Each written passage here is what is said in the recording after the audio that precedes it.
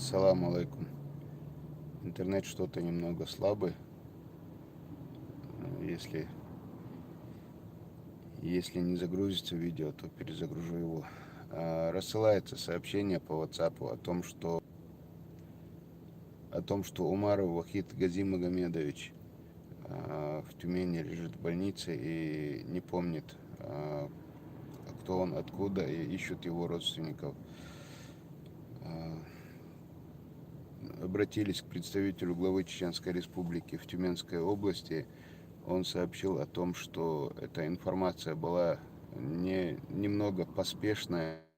У него в Тюмени живут братья у этого человека, они в курсе. Просто у Вахида Газимагомедовича иногда бывают проблемы с памятью, связанные с возрастом.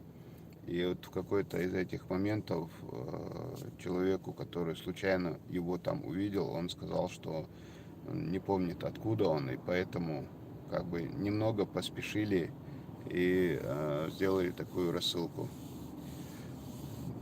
Вот такая вот информация. Махуай и рассылка. Джим сихбел иштин халлацар. Цундейла Lutun pasportum daskay hetsa yursun täällä tubul şey tiga gergarnах butsun verji butsun tüm hausa busha degu просто şey saat ehwatan chu hetchena ha şey tiga nochi wuche en tammo wistrechena hetcha zu şey michru tsaga şey ela tsundel ukara şey daga işte lochna ostaldesh rasulkina.